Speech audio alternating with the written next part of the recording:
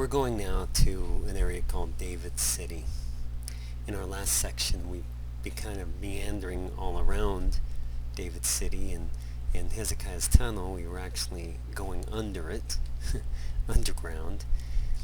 But the white outline you see in the bottom right-hand corner shows the first part of Jerusalem that was inhabited. And the first inhabitants were the Jebusites, who we mentioned before, digging that Jebusite shaft. And the descendants of the Jebusites were the descendants of Ham. Ham was the son of Noah, so they came right off the ark, the original boat people.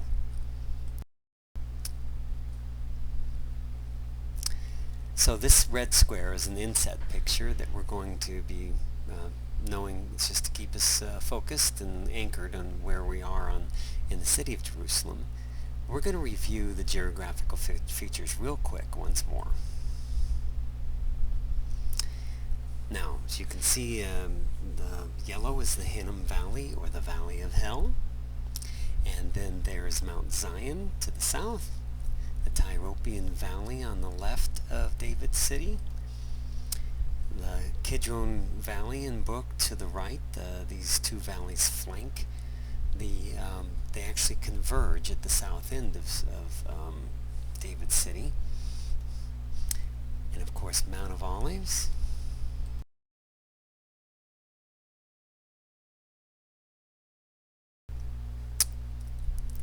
This crosscut section that we were looking at earlier with Hezekiah's tunnel shows it even better.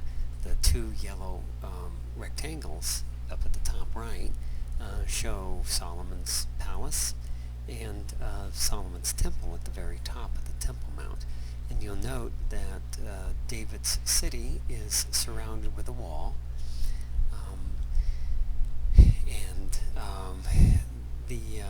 there are also village and villages surrounding the wall that when needed protection would run inside David's city to get the protection of the walls of David's city. Now we come back to the model at Holy Land Hotel. And this is looking at the Ophel, or David's City, and looking up to the Temple Mount. But what we've done is we've jumped ahead 500 years. There's the Tyropoeon Valley, and there's the Kidron Valley, only this is the Tyropoeon Valley and the Kidron Valley of the 1st century, Herodian, what Jesus would have walked. But there's David's City 500 years later in the 1st century.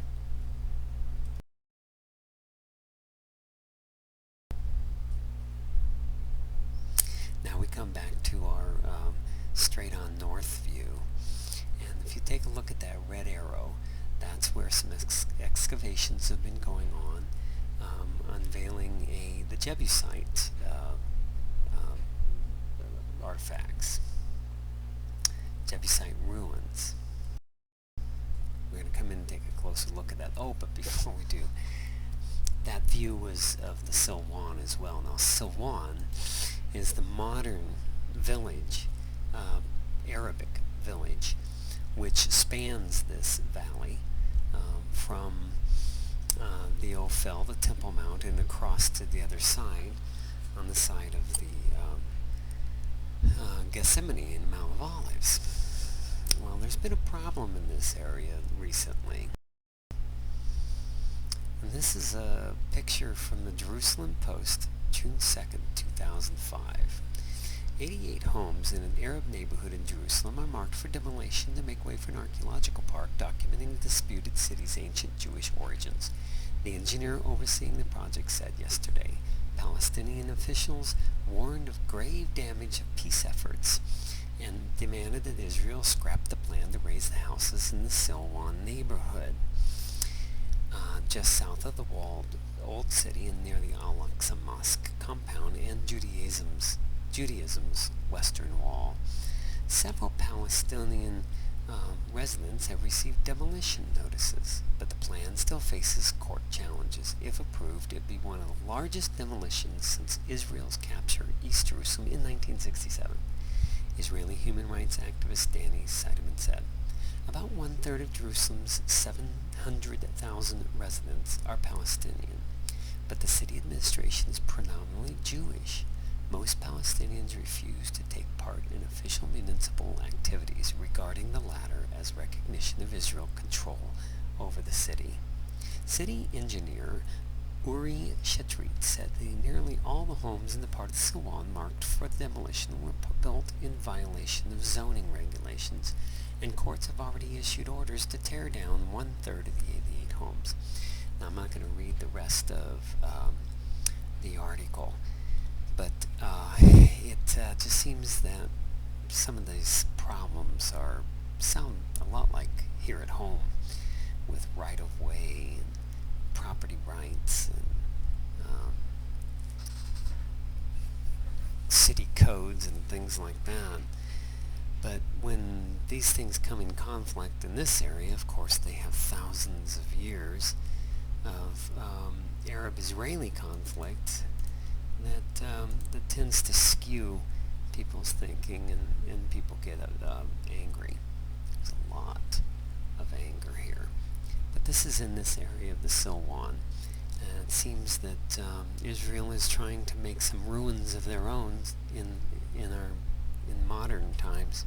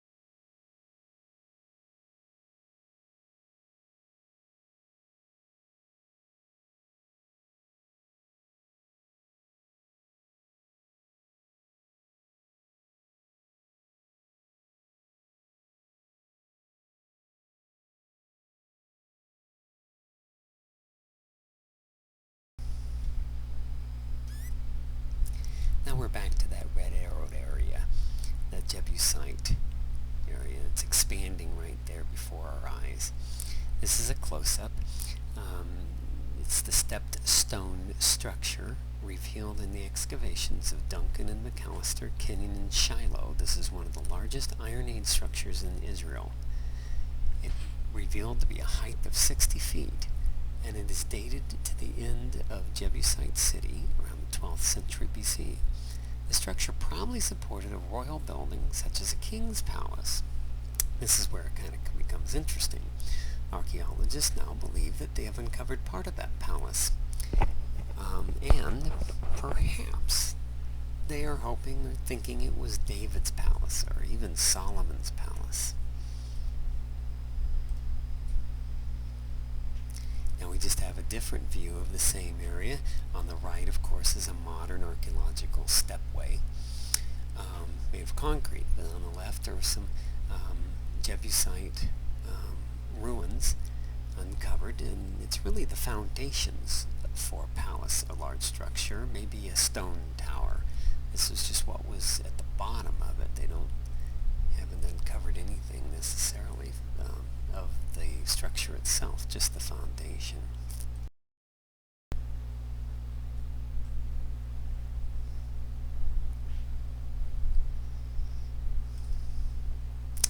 Now this is the artist rendition that I showed before, and this is what they get out of that.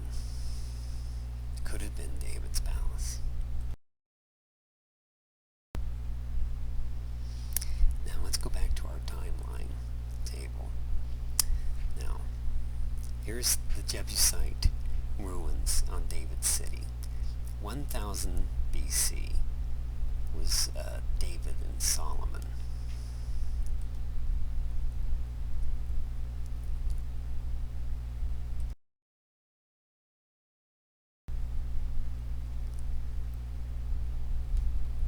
Now, here's Hezekiah's tunnel cross-section. Now you may be asking yourself, wait a minute, how did David conquer the city through the shaft of Hezekiah's tunnel if Hezekiah's tunnel wasn't even built for another 300 years? Now that square shows where Joab entered the Gihon Spring.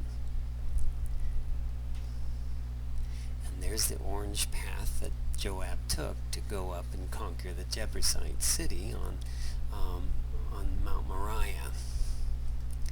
Now, that was at 701 BC. Look at the two times. 1000 BC to 701 BC. That's 300 years.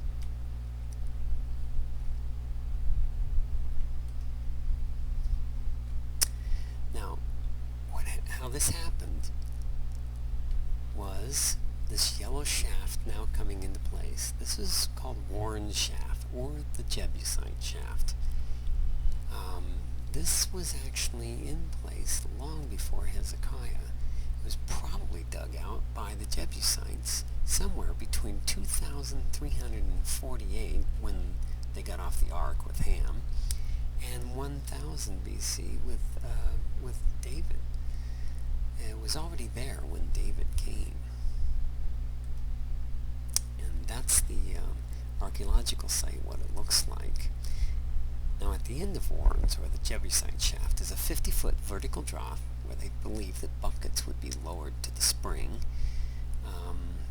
It was built between 2348 and 1000 BC, and it was still in use, by the way, until 70 AD, when Titus came and destroyed the whole city.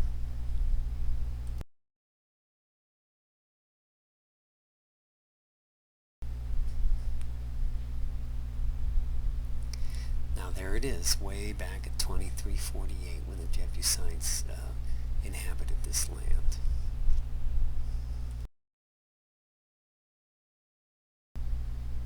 Now we come back to our home base area of Jerusalem, and we've just been looking at David's City and the Pool of Siloam, Hezekiah's tunnel, and we're going to move up now, and we're heading up towards the Temple Mount. We're going to come to the southwest corner of the Temple Mount and the Wailing Wall. Now this is a veritable cornucopia of archaeological sites.